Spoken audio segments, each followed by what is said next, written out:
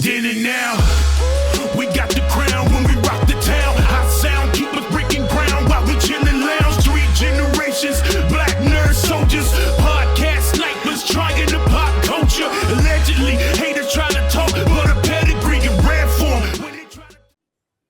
Hello, everybody. You're listening to the Then and Now podcast.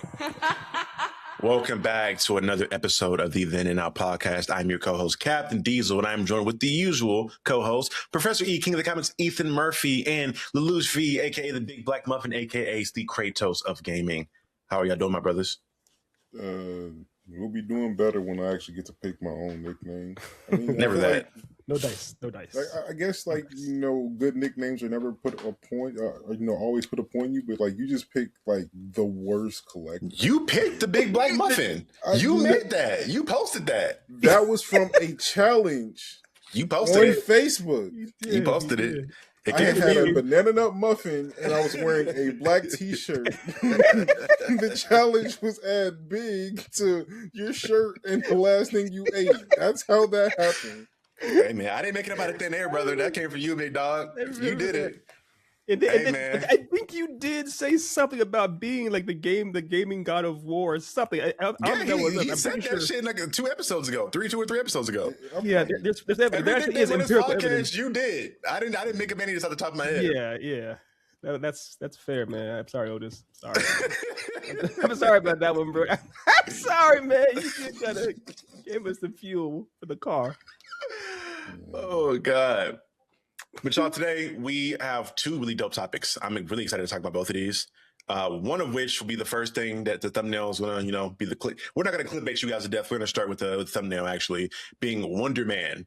I think on Monday, we got 8 episodes dropped right away of Wonder Man, a series that a lot of people were concerned was never going to come out. Because I know they discussed potentially canceling it during the SAG-AFTRA writer's strike. And there's a lot of different rumors and different things about it that was kind of up in the air, but we finally got it. 8 episodes, and we're gonna review it. Brothers, what is your initial overall thoughts before we deep dive into breaking this thing down in all 8 episodes? I mean, going into it, I was already kind of towards it, just because Yahya has not been hidden for me. I didn't particularly love Candyman. I didn't love him in the Watchmen series, even though I love the Watchmen series. It's just him as Dr. Manhattan just didn't really resonate for me. And then, but what about Aquaman? Matrix 4 and Aquaman and even Aquaman 2. That trio's I'm not excited to see this man. I just was not. And yeah, got into the show and his character was intentionally unlikable. You just could not like this nigga. And yeah, so yeah, that my initial thoughts was just, it's crazy. You said that, and I swear to God, this isn't a shot. But watching that series, I was like, oh, this nigga reminds me a lot of Otis.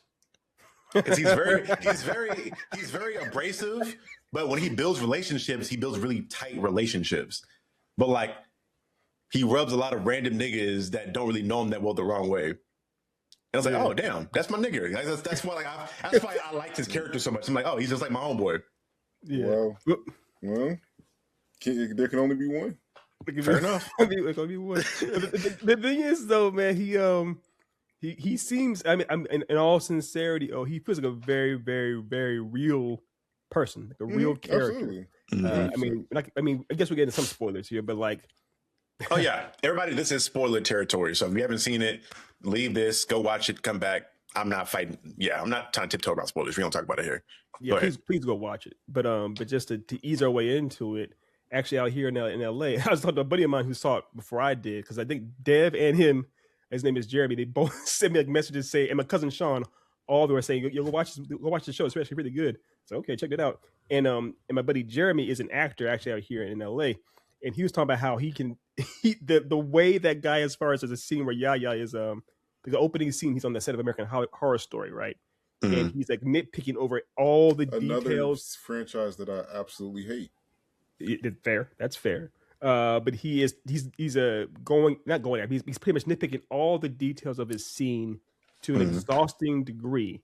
And my buddy Jeremy was saying how, yeah, there's a dude out here, there's an amazing actor that can't get work because he's the exact same way. Those kind of people 100% do exist.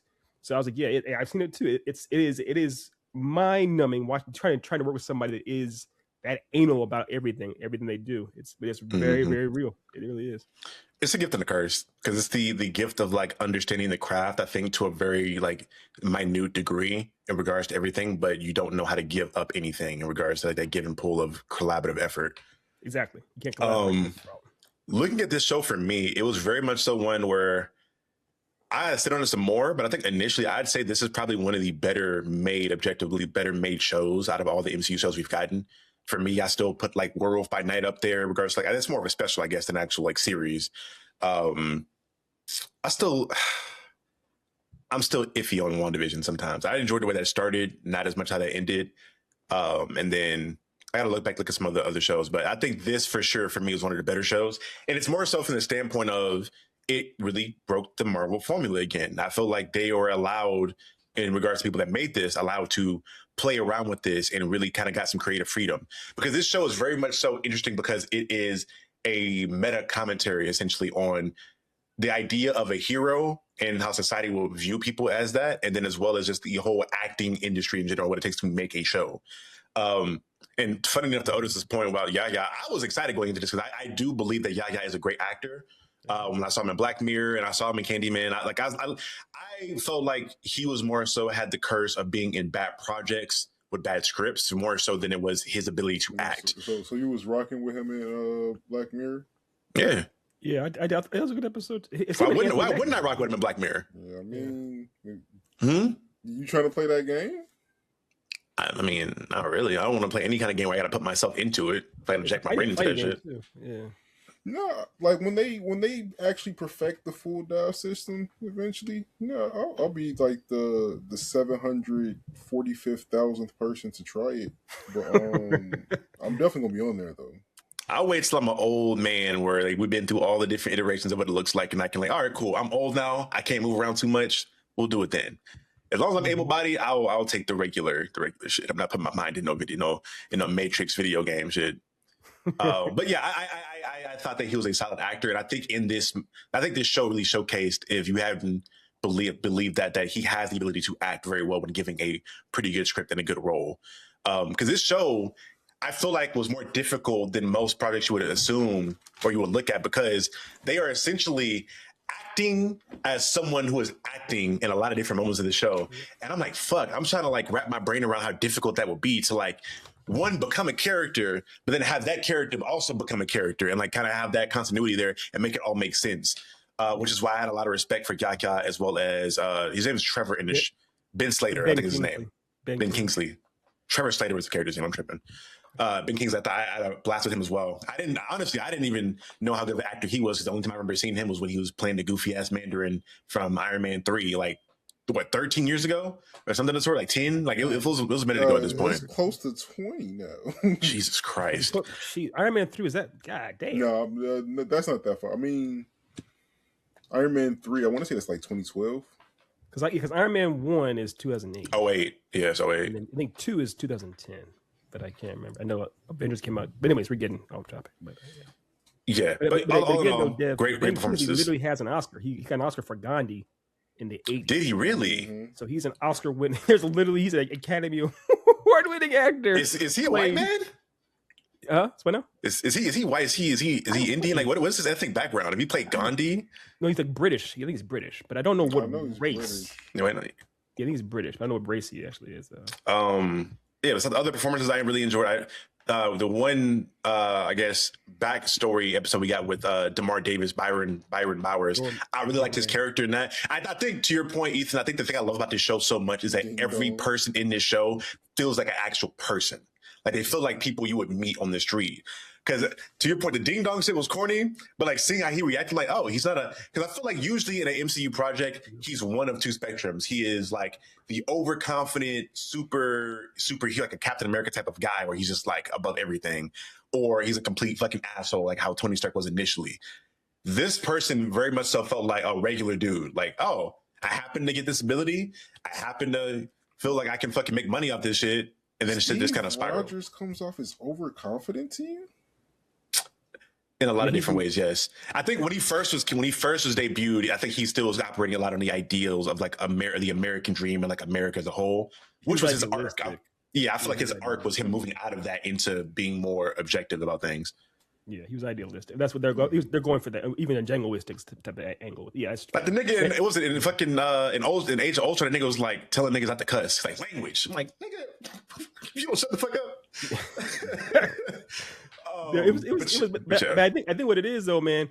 In all honesty, I would like sit down with like someone who's never like my folks, my parents who barely know anything about Marvel or Marvel movies every, and watch this show because this show isn't really, even though it is very meta, it's not really trying to say too much about the Marvel universe. You don't have to have any real Marvel knowledge. Even the characters themselves aren't really doing that much with Marvel. The biggest thing that is connected to Marvel is obviously DODC, as far as the Department of Damage Control, right? Oh, you also missed a big Easter egg though. Yeah, major Easter egg. Fine. And it's obviously not the comics and everything else, but it's like you can get it just from the context of the show itself. You do not have to actually have read or watched anything with Marvel at all, and you'd be fine. And the show is actually very much, it's a drama. Let's be honest, it's a drama. Not just as a drama, it's a buddy drama. Seeing Ben Kingsley and Yahya together, it's like y'all know that's my jam. I love that kind of stuff. So I had a blast watching these two. Dude, I was surprised how much I liked it. I was surprised how much I enjoyed watching them together. And like you said too, Dev, there's scenes where it goes from Yahya playing his character as Simon Williams to being like, okay, and action, I'm directing you to be a character in scene doing something else. And he goes to it seamlessly. They have a rolling, the camera rolling the entire time. This is mind bending. There's a scene out there where Ben Kingsley and Yahya are on the deck at Von Carrick, whatever the director's name is, Von something, right? The guy that was the bad guy in Superman, James Gunn Superman. And they're on the port, they're on that balcony talking to each other, and that scene there is like, this is beyond anything I've seen, any writing I've seen in any other Marvel movie or Marvel show. This is legit. So I was like, well done. Okay. Yeah, I think one thing I mentioned in my review for it, that should be coming out tomorrow at some point, is I'm curious as to what the reception for this is going to be, because I think we are, obviously I don't think we're of the casual audience in regards to how we view movies or film, because this definitely is going to feel like a lot of the things that people disliked about like the Eternals a lot, in regards to this being so character focused and character driven and not really involved. I mean, even in the Eternals, they had the whole action set piece at the end, but there really wasn't a major action set piece in this. I think the usual Marvel formula is you introduce character, give them the origin story of them getting their abilities, they go through some stuff, and then it ends with them fighting a mirrored version of themselves, whether that be fucking John Walker, a Super Skrull, Agatha. Like that's been the thing you've been seeing so far with a lot of these shows. So the fact that this didn't end on that and it ended on this person discovering more of who he is and what he values in his life was one that I found very interesting. So I'm curious to see like how people take this, especially with something like Bridgerton also like coming out right now, where it's not focused on that. And I think there's a little bit of an overlap in regards to some of the fan base between that show and then Marvel in general. I mean, we know the grifters are going to hate it immediately just because, I mean, he's black when the character is traditionally white. We know that people who are coming in to watch a formulaic Marvel movie won't enjoy it because, I mean, there's like one action scene in the entire series, pretty much. Like, basically. Yeah, one action scene and like two superpowered scenes for the most part. Yeah. Well, three, I guess. When you see off screen, the very, very end, action. Mm-hmm. What he does. Yeah, it's yeah. Yeah, so I mean, if you came into the show looking for that, I mean, you may have a hard time. And then again, like, I mean, if you are a person that didn't go through the process of actually watching all of the show, I can see how you just can completely not enjoy, Yahya's character, because I mean, the fact that he has, like, even within those 8 episodes, he has a very defined character arc of becoming, like, going from being like a full-on dickhead to being like, well, I'm still kind of a dickhead, but I'm a dickhead for my friends. Going from being completely self-centered to being almost selfless, even giving up, like, the fame that he took on to, save his friend. Spoiler alert.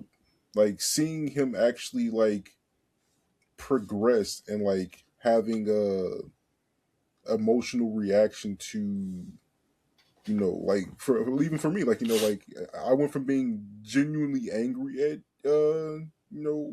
Wonder Man. What was his name within the show? Simon. Being genuinely angry at him, especially at the mom's birthday scenes. Like, you're being a dickhead, bro. Like, yes, like your brother is also being a dickhead, but you just destroyed your mom's counter on her birthday while she's been funding your entire life, and you can't even apologize for accidentally destroying the kitchen. Like, and that's one thing I found very interesting about his character and his family dynamic, is that, especially after coming off of seeing like the Falcon and the Winter Soldier, right, where you just assume that he's going to have, this black family too, get a cookout. Oh, he's getting along, whatever it may be. But it's very much so following on those lines of like his family does not treat him well at all. Like his cousins, they're like, oh yeah, we did such and such with them. Well, tell me about him. I didn't talk to that nigga. What? You went to school every day with him, but didn't talk to him? No, he was weird. His brother thought he was weird. He's like, how can you not know how to use a stove at 13? And it's all this stuff. And I'm like, okay. And it was so dope because all those subtle interactions it showed context as to how he ended up where he's so self-serving. And then you look and cut to like the scenes with his father, where his father is also gassing him up and telling him how talented he is. So it's a combination of like, you don't have friends or really too much family outside of your parents, and your parents are also gassing you up to be this like next big thing. So your entire life, you're going to see yourself as above these other people and like being a lot more elevated in a sense. And that's seen in like the beginning of the series, in my opinion. But also what it does to having people do that when you have, I'm not sure if you guys know this yourselves, but if you have parents or someone that's always telling you that you're so good at something, you're the best at something, they're also in a way setting you up for disappointment, setting you up for you to be disappointed in yourself. And part of the arc that Simon had was he felt there's a part where another great scene where he's sitting in a car with Trevor, and he's pretty much like, I just need a break. My life is terrible. This is everything about me is shit. This car is shit. My girl broke me, left me. I have no friends but you who I just met. Yes, it's like seeing that kind of thing. It's like, yeah, that's a very real thing, that a person who's been told their whole life that you're destined for greatness, and you're sitting in absolute misery, it only makes you feel that much worse to some extent. So again, like you're saying, it is the character study. Yeah, he is a dick at the beginning. That's the point, because he has to become somebody better by the end. And I appreciate that so much. I mean, it really is a genuinely well written piece. It's a character study. And it is maybe a little more of a slow burn. It is not about action. It's not about fight scenes at all, really. But that's kind of the point. That's why I dug it so much. That's why I enjoyed the show. It actually was a very well written, very well performed show. And it was very efficient, because keep in mind, this is all 8 episodes. And I feel like, I think one of my favorite episodes was the, almost like Kathleen Kennedy, the interview episode where you're seeing him in a scenario where he's achieved the dream, he's gotten the role, whatever it may be, but he's getting this interview and he's so concerned with how he finally has to be concerned with how other people view him, because how other people view him can dictate and fuck up his career. So now he's like going to everybody that he thinks would just say horrible things about him because he understands that he wasn't the best person to him, and then realizing, oh, they don't hate you, they don't have issues with you, they really support you, but you're so antisocial and so like against, or you don't see them in the best light, that you just assume they're not seeing you in the best light as well. And it was I think the best part that summed it up for me was when he went to go speak to his girlfriend, again, Vivian, I think was her name, at the bar, where when you first see her in the first episode and she's leaving him, I found it interesting that like he didn't really trip over it. He was like, oh, you're leaving? I thought it was just his roommate, because the way he talked about it, oh, this is just a homegirl. But oh, that's your actual girlfriend who's been with you for like 5 years. Like it said, like it was she's been with them for a while, and she's leaving you, and you're not really concerned at all. Cut to them having this dinner, and he's like putting on the facade. He's like, yeah, how you doing? You got a job, great. And you see this moment of she invites him into his life a little bit, and he automatically becomes so self-centered. He's like, oh yeah, I'm doing this, and we're doing this, and the costume was $500,000, and blah blah blah blah blah. And she's like, my nigga, what do you want? Like, because you're not growing here, you're putting on this front. Just tell me what you want. And then he acknowledges, oh, I'm being an asshole. Let me. Like it's the fact that he acknowledges how bad he is in that moment and tries to be better in that moment. And that's what I enjoy about this character so much, is that yes, he is flawed. Yes, he's an asshole, but he understands that he's an asshole and he's trying to do better when he's called out on it. And I'm like, okay, that's dope. That's amazing. As he's a genuinely good person. He seems like an actual person. I agree. I mean, part of it too is that the Yeah, again, shout outs to his girlfriend Olivia Thirlby, who was in the good Dread movie. Amazing actress. But the part that she Cyberpunk mentions Raid. how Was that Carl? Was that Carl Urban? Carl Urban. That was the one. Carl Right? Urban Dread. Yeah. Yeah. Yeah. Cyberpunk Raid Redemption, right? I mean, basically, again, it came out the same year as the Raid too. That's the best part. I need to watch that again. It's been a Yeah, minute. you do. It's dope. still good. But the thing about it is, there's a part where he's like so paranoid about his self-loathing and insecurities, as far as he's worried about his power, his ability, for obvious reasons, because he couldn't act if he had it. But the thing about it is, like you said, he's been kind of so much in his own world that his girlfriend figured out years ago that he had that power, and she was like, "Yeah, I figured out a long time ago. I lived with you for years. I loved you at one point." And so it's like for him to be completely unaware of that. And also, there's the last thing she says to him before she leaves the apartment is, "You never let me in." And I get that. It's right from my own experience with dating and everything else. It can be hard to be vulnerable. It can be hard to share your insecurities and things you're afraid of with somebody, with a partner. So the fact that she's like, I was here, I was with you, I was there the whole time trying to listen to you, and you didn't let me in. And it kind of just shows what that can do to somebody if they're only living, like you said, Dev, if they're always by themselves, living in their own world, feeling hated by everybody else.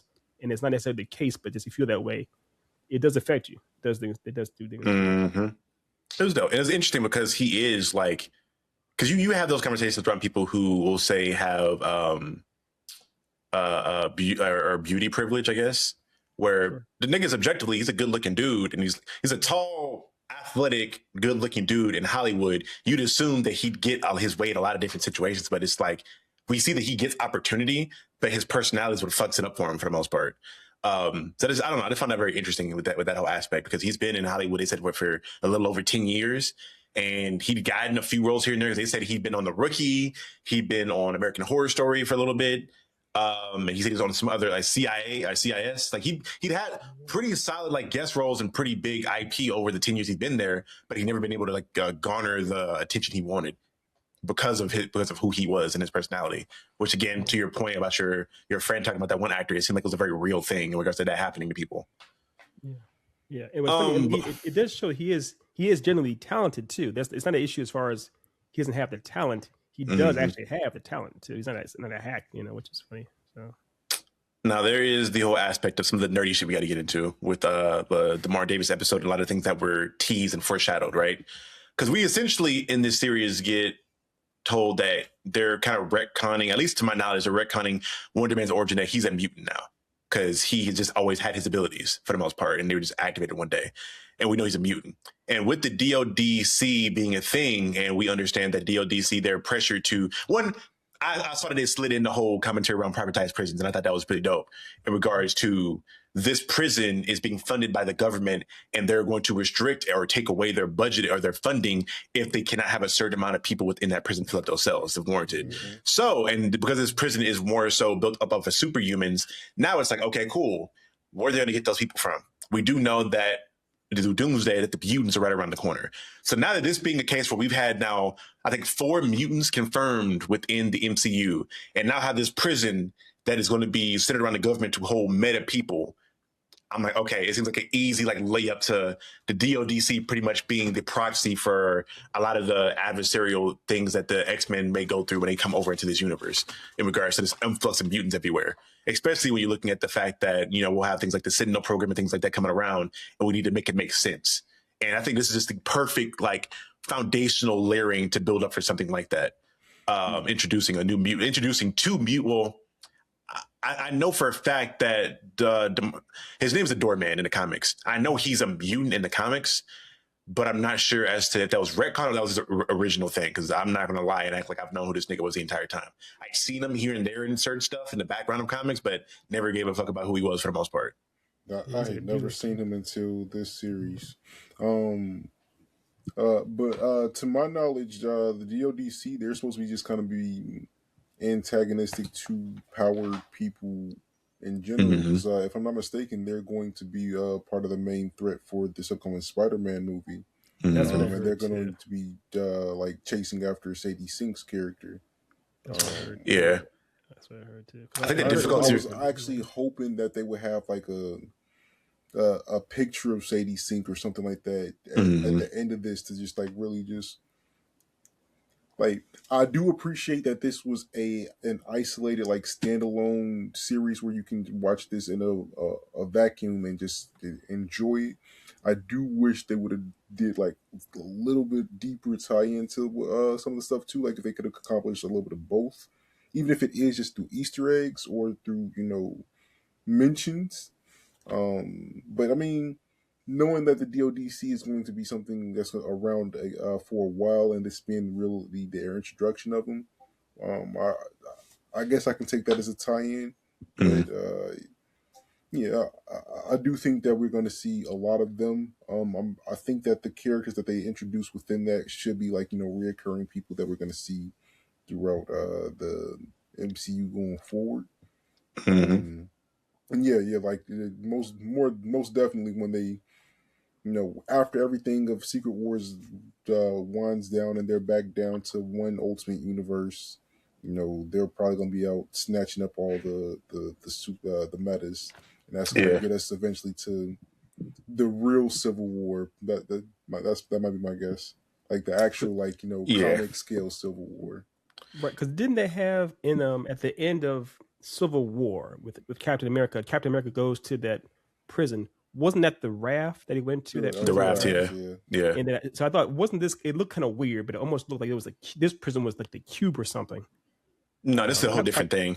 This is, if you remember She-Hulk, this is the thing that was, I think, if I remember correctly, they debuted it in She-Hulk. I think it was the first time we saw it in full because she went to go visit Blonsky in prison to represent him or some shit like that. Yeah, you're right. Because the raft got decommissioned, if I remember correctly, if I remember right. Okay. And the only other prison I know of is like the space for the sword that Nick Fury's heading up in space with the scrolls and stuff. Yeah. Okay. So we'll see.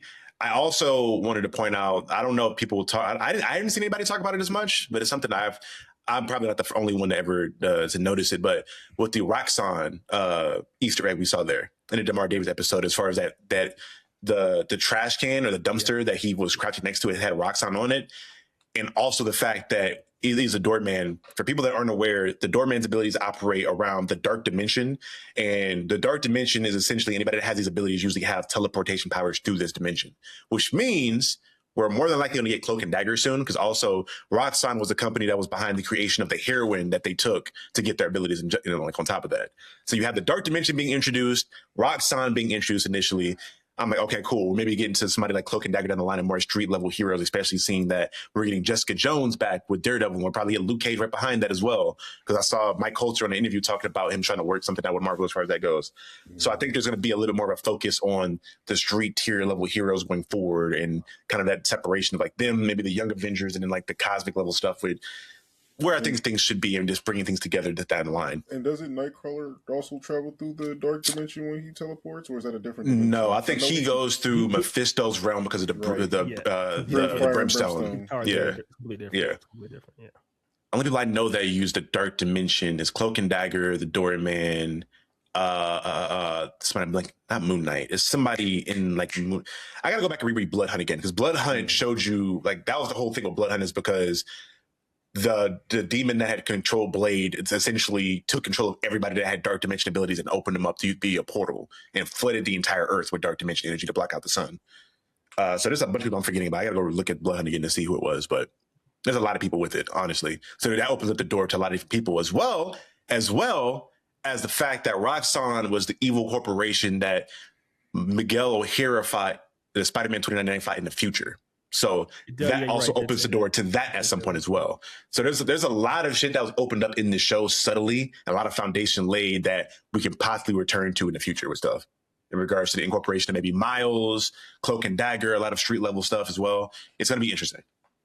And there was one thing too. It didn't. I'm pretty sure they must have said his name, but the guy in the DODC, the main guy with the beard that recruited Trevor. Yeah, Cleary. His boss, the blonde haired guy, he looks so much like in the X-Men universe, the guy, the Friends of Humanity, like the leader of that's always wearing the red. Is his name Victor Creed? Not Victor Creed. That's a Sabretooth. That's Sabretooth. You talking about Stryker? No, not William Stryker. But there's a guy that's always like, especially in the cartoon, he's always around the cartoon as far as he's like the leader of the Friends of Humanity. It kind of reminds, like I was like, are they I know they're probably not doing it, but it kind of remind me. They kind of is it possible they're alluding to the idea of like you said with the X-Men having people that are very much like against mutants, just having kind of getting more and more into actual I'm interested to see how they're gonna break up this dichotomy, because obviously I think because there are a good bit of metas in the world at this point in the MCU, but not enough to warrant a prison, because it's really just like the Avengers, a lot of people that are low key. So I think the mutants are going to be like, they're going to have some kind of separation at some point for mutants at that point. As well as I think the Inhumans are coming at some point too, but I could be wrong there. Oh God, please no. Yeah. that show was kind of like scrubbed from like, I don't know if I even how they could put that one off. No, I mean, even conceptual. So like, okay, there are Inhumans that I like from the comics, but having that and having mutants be parallel, I feel like it's kind of convoluted. Just pick one. I feel like we'll probably see more of the Inhuman stuff leading into like the Eternals maybe around them, since the Inhumans live on the moon for the most part. So we'll see how that goes. They've also like Miss Marvel is she was Inhuman, but now she's a mutant.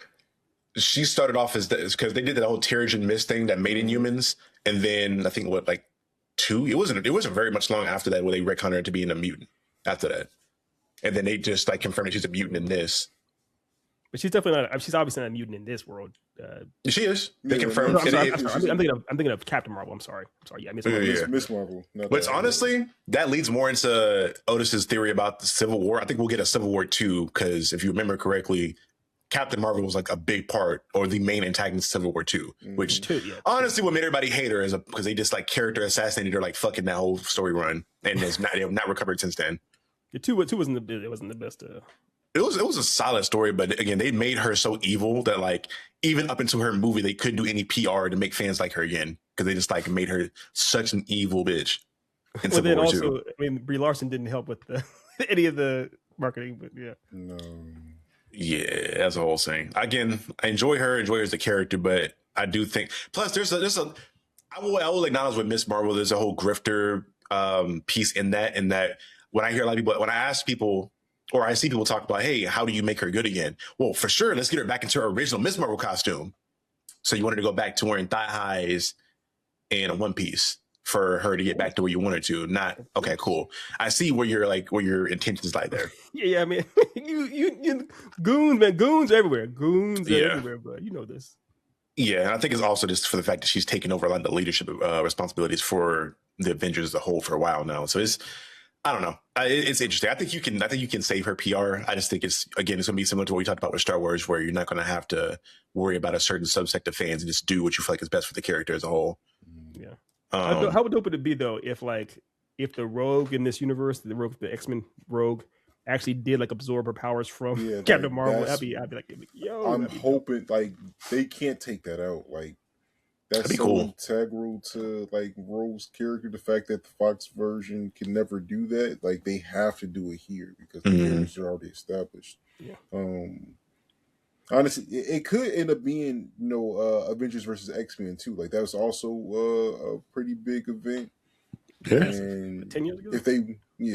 If they wanted to have a clash there, and then that gives them opportunity to swap up the teams a lot too, like they did in the comics as well. Like having some X-Men be Avengers and vice versa. I mean, and you're gonna have that whole. To your point, you're gonna have. I think Kamala Khan could be a big proponent of that because she's such a fan of the Avengers and an avid fan and friend of Captain Marvel, but she's also a mutant. Kind of having that crossover there. Deadpool too, when they bring him over, like he's I don't think he's been an Avenger officially, but he's been friends with a lot of the Avengers in different things, different capacities and whatnot. Spider-Man as well. So you'll see a lot of back and forth with that stuff. But I need to get to see like what the confirmed roster of this MCU is going to be after Secret Wars, because there's no way they're keeping Chris Evans around. There's no way Thor is staying around for the long haul. Like, I think they're killing off a lot of these people in Doomsday. So this is a super tangent, but I mean that's what we do on this show. Have you been in this show? I feel like between Doomsday and Secret Wars, like that gigantic cast, like 5% of them are going to survive. Like they're There's no all reason just to be there. coming there to die. 5%. No, more. I mean, I don't know. trailer I showed think it'd be more than that. It's Like 60 people. Oh, we know, Most like, of them are not gonna make it. 90% of the Fox First is cooked. We know them niggas are done for. So Yeah. James Marsden, all of them, like they're cooked. We know they're 5 for sure. Yeah. And I know they're bringing back Chris Evans for a little bit, but I don't think he's going to stay in for long. I know RDJ isn't staying for long. I think they're legit going to set. If they were smart, they will set up and build up the next era. You're going to probably center Spider-Man in that and being one of the proponents, the leaders of that. Captain Marvel will probably look to take over a lot of the responsibilities in that. I wouldn't say I would like to see Shuri as a Black Panther take over a lot of responsibility, but we already know they're going to recast T'Challa and they're going to backseat the fuck out of her because she's already the Wakandan. She's not the Black Panther. She's one of the Wakandans. That's a whole different thing. I don't want to get in that tangent, but it's going to be very interesting to see what they do going forward because I hope they do decide to use people like a Shang-Chi, like a Kamala Khan, like a Photon in the future, and not just let them remain in the fucking shadows of the MCU. But you gotta get the old guard out the way. The old guard has to go, and we've gotten rid of a few, but we have to get them all out of here. And then it was y'all talking before how the part of how they can introduce a good way to introduce Doom would be for him to clap a bunch of how powerful he is. So and they also introduce the stakes of this is have him actually kill off some people. I mean, that's what he's they legit could copy a lot of what they did with Infinity War and just kill off a lot, or if not most of the original cast, but do it in a more, I won't say brutal way because it's still going to be PG-13, but in a convincing way, like kill off a lot of that cast. Kill them off. It just don't do it to show any blood. They'll let it go. They'll let it go. Oh, they did get away with shit with the Multiverse of Madness. They got away with some crazy deaths in that. Yeah, that was Sam Raimi in his prime. Hey, shout out to Raimi, boy. That was fire. That shit was pop that nigga Black Bolt's head. That shit was cold. Like throughout the MCU, like a lot of bodies dropped. Like most of the people, like first Iron Man, he killed a lot of people. It was a straight up guns. It wasn't. That was before they were with Disney. That's why also it was just more at the time. But still, like he killed a lot of people, right? Guns. And I think there's like a certain percentage of because I know even like for a thing to be considered rated R versus PG-13, there's like a certain amount of cuss words you get or a certain amount of F-bombs you get. So I think it's something similar with blood as well, or like guts as far as like the ratio of blood or how much, or if it's even human blood. Yeah, because with your boy Tarantino, obviously with Kill Bill, he had to make it. It was NC-17 originally during the crazy 88 battle, so they had it like a white, so the blood was didn't look like actual blood. Maki did it better. White. Hey, we gonna talk about that. We gonna get into some culture killers and some clan killers and the fraud that Itachi is at some point. But we'll get into that. But yeah, getting into back into Wonder Man and kind of finishing up our sentiments on it. I think it's surprising that it's not surprising. I think we all agree that we enjoy the series. And I'm excited to see what Simon does next in this character arc, because I think he probably, in my opinion, had the best character development arc out of any show I've seen in regards to introducing a new character. Because when you're looking at the main movies, it's like, we developed all the main Avengers over the course of a decade. With a lot of the shows with Kate Bishop and whatnot, like it took them a little bit to even get to where they were. And even then, most of those people, we saw them make appearances in other projects previously to kind of build up. For him to make his first debut appearance and only be 8 episodes, I'm like, this is pretty good. This is really efficient and really dope, in my opinion. Yeah. Because again, it's a drama. It wasn't like Kate Bishop didn't have nearly as much of an arc as Wonder Man is. At the end of I don't remember seeing a Wonder Man will return, like how they usually do at the end of Marvel project. I think a lot of the stuff with this show in particular, is that I don't think they even knew it was going to come out initially. I think they were like, that's why it's not as connected, I think, to stuff coming forward with Doomsday and whatnot. Because honestly, I ain't gonna hold you, I feel like a lot of this shit was done off the cuff. Like a lot of the redirecting of the MCU was done like not overnight, but like pretty quick. With all this shit going on between the actor strikes, with all this shit going on with Trump and whatnot, I think they did a lot of shit on the fly in regards to playing stuff out.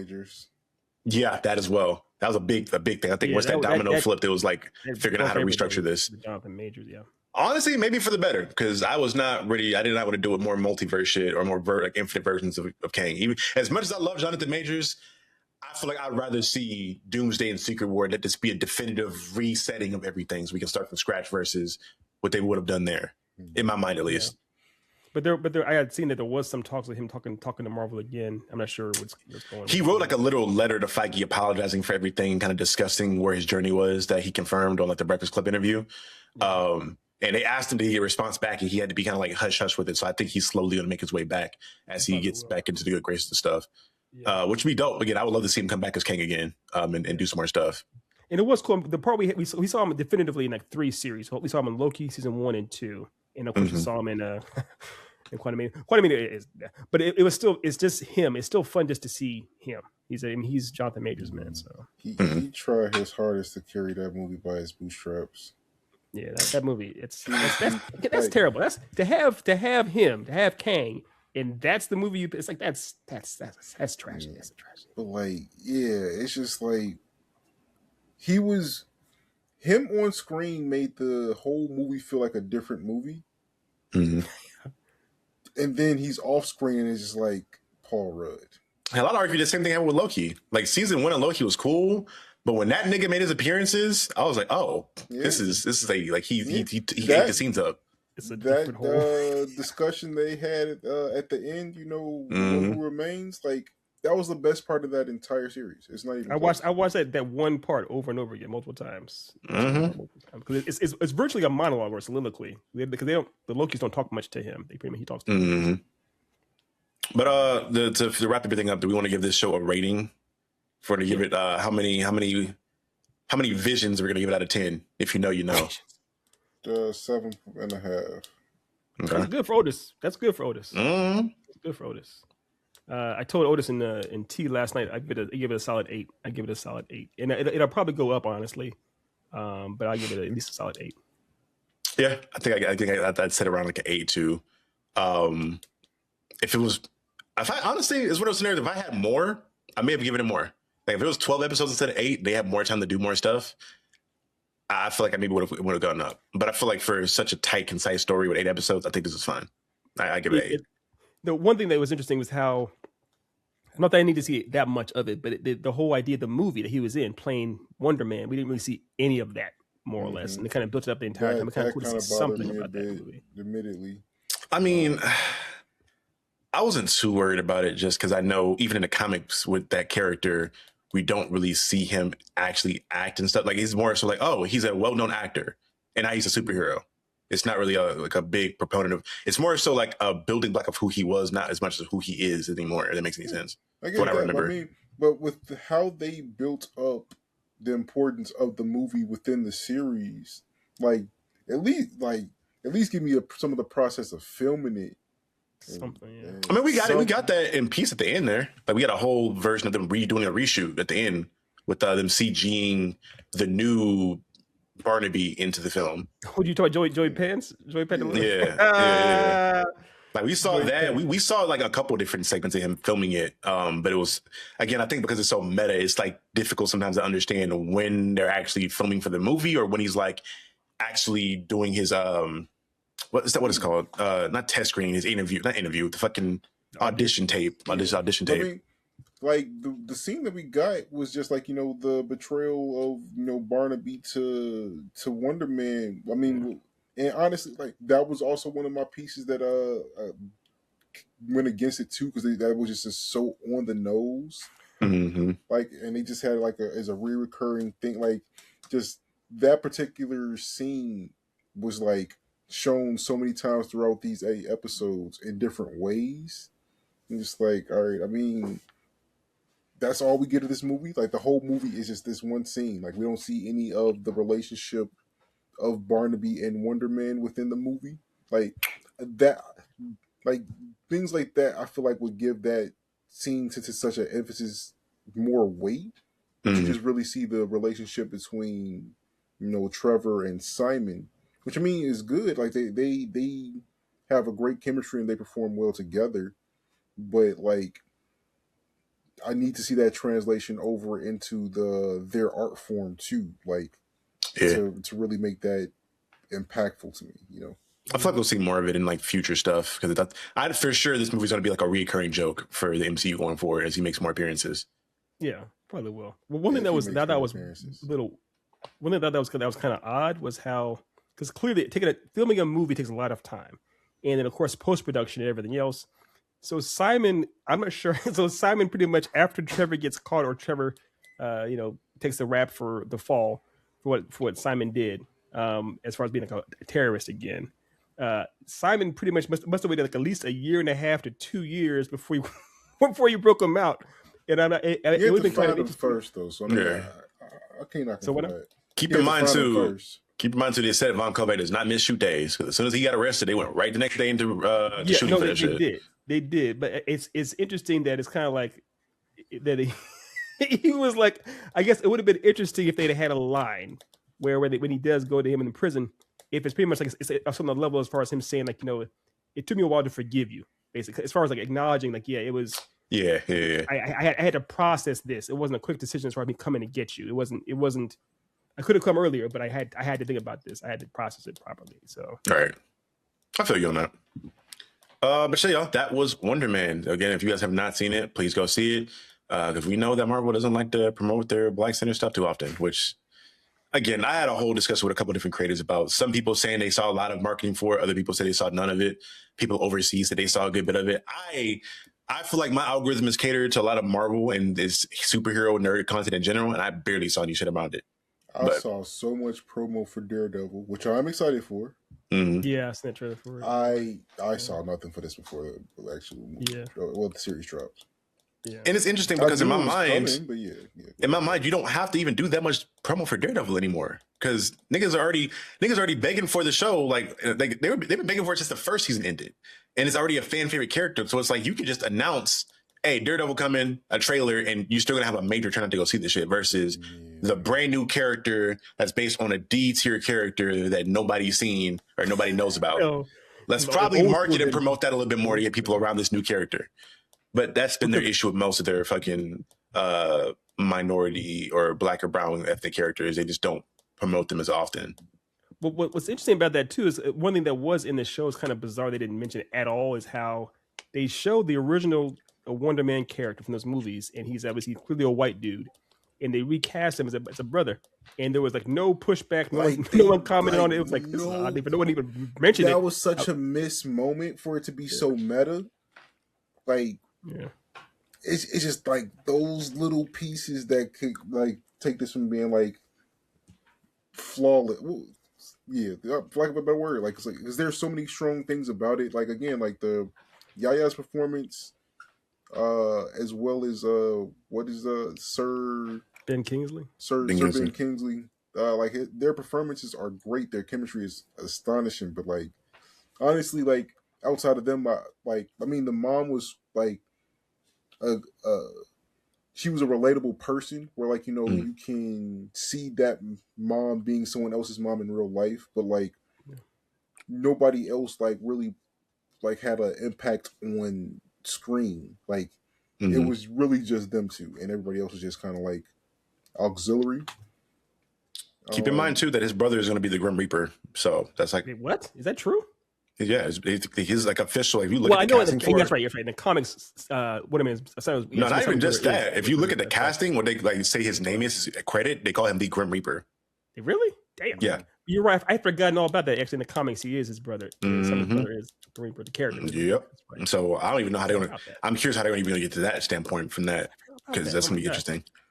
But sure. So we'll see. And then I feel like we'll probably see Wonder Man again in Vision Quest just because Wonder Man, like I know Vision as a character, his brainwaves are based off of the brainwave. Well, Simon's brainwaves help to give Vision his personality and who he is. Yes.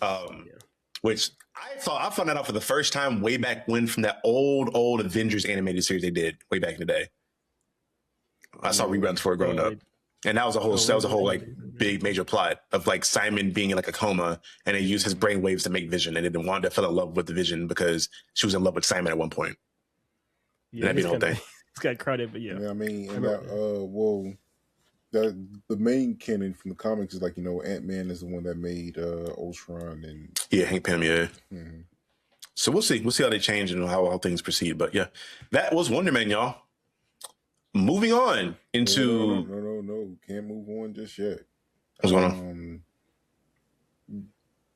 So in the ranking of MCU series, You know, from the Daredevils to the Echoes. Where are we ranking this? Let me get a full list. Let me get a full list. You have to say, okay. They have Agents of S.H.I.E.L.D. on this list, but I'm not counting that. Please, though. And I'm not going to count any of the Netflix shows because I don't think that counts for like this era.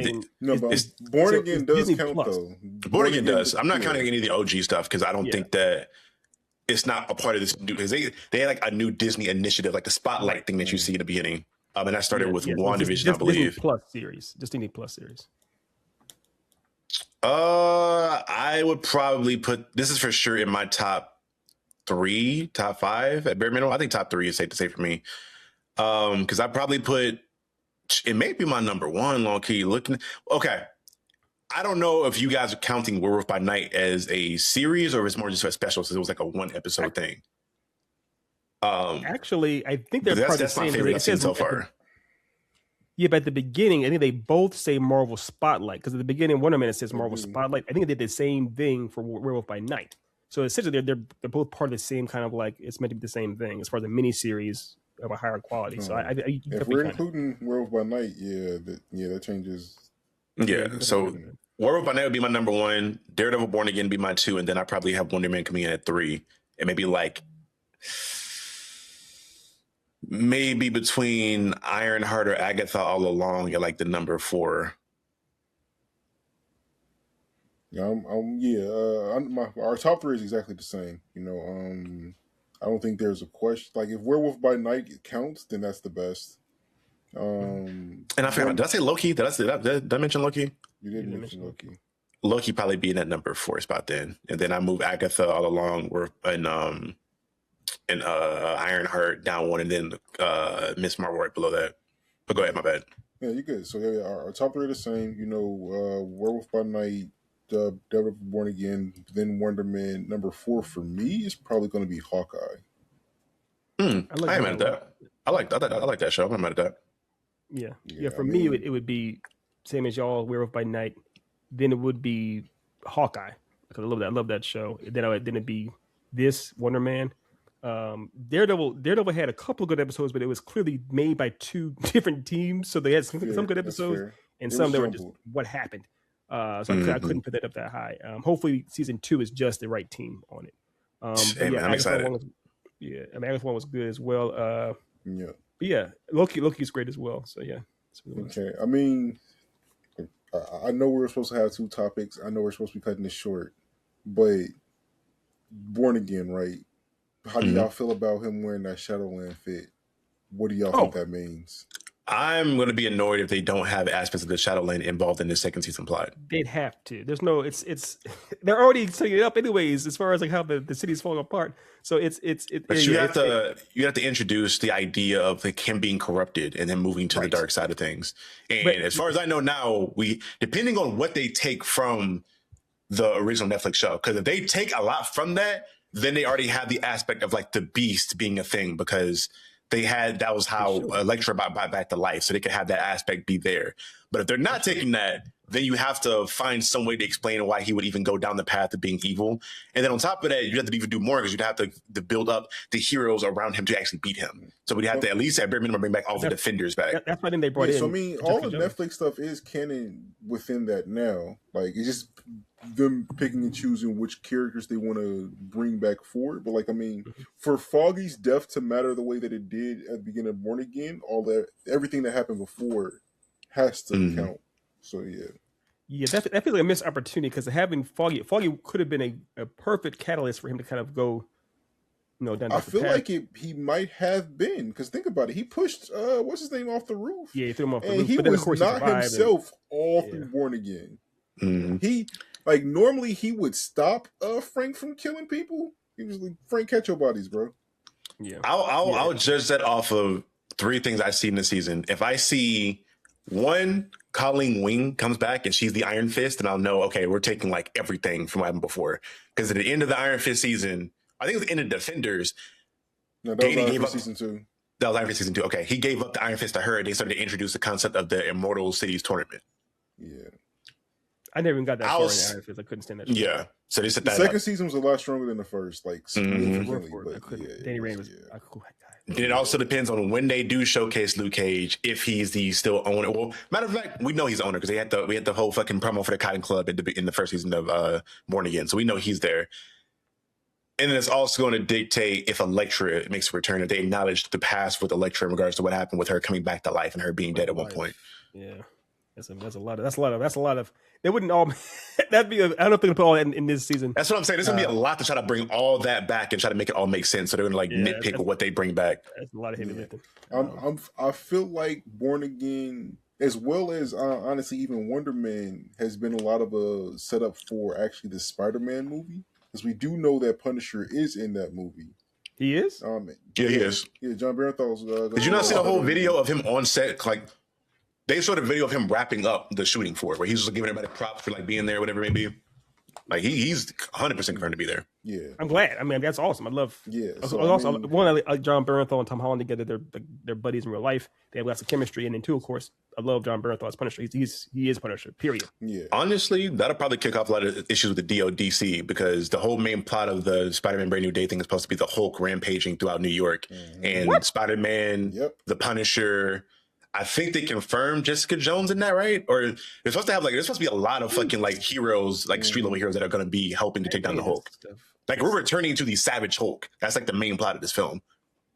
It's still Ruffalo. Ruffalo's Hulk, not like Yeah. Which it's a honestly, I feel like they're gonna kill this nigga off in this movie because with all the licensing stuff, I doubt they use this nigga for Doomsday. Granted, they should use it for Secret Wars. He's a big part of Secret Wars with him holding up the fucking mountain that kills everybody. But hopefully, hopefully they're smart and they play nice and play ball with the MCU in regards to using Hulk because they haven't up to this point, and that's why we've seen the Hulk get hoed so much between him getting bullshitted in other people's movies and then him they legit just oh, Scar's here, he has a son, Planet Hulk that happened off screen, by the way. That's what I know. That's what I'm saying. I don't want them to. I want to get more actual Hulk because he can't, because of Universal, he can't be in his own movie. It's just not gonna happen. This is gonna be their version of World War Hulk essentially, I guess, with him like rampaging through New York. Interesting. I'm curious. Okay, that's what I'm excited for. I finally get to see Hulk back to where I want this nigga to be. Yeah. I'm just gonna call a spade. I'm more excited for Spider-Man than Doomsday at this point. I am. Yeah. I had no idea. I had no idea of the plot details. So if they legit have Bernthal up in there, if they have Jessica Jones, or if they have Mark Ruffalo's Hulk in there, that's legit. And like you said, they had Silk in there too. I'm not sure if Silk in the movie, but yeah, I'm on board. It'd be Sadie. Sadie Sink's not gonna be Silk because Silk is Asian. Yeah, she can't be. Yeah. Yeah. So she'd probably be Mary like. Jane, then. I've heard issues. I've heard the theory about her being Mayday Parker. Being I heard that too, which I'm not sure if it works, but I've also heard that she gives Hope. Hope Summers. Summers, Yeah. the child of. Okay. You know what? That could work. That could work, again, especially if we're doing the X-Men stuff. You get that because again, we haven't introduced any of the mutant X-Men yet so far.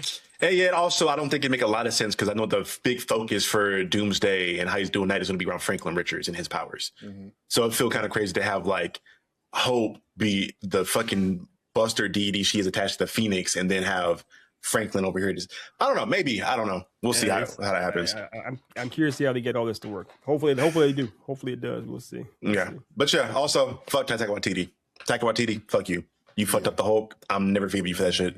I trying to get sympathy for that You shit. made people think that movie was good somehow. I don't understand. I still like it. It's good. Don't worry. Fuck him. I still like it. I mean, by the way, you don't have to talk about TD. His career is already it's kind of he's persona non grata. He's gone basically. So No, I'm sorry. Some Done with motherfuckers tangents. are always trying to ice skate uphill. Hey, Fuck him. he said that. You got something else to say real quick before we move on? I'm saying, I'm done with tangents. We can get to the next topic. I'm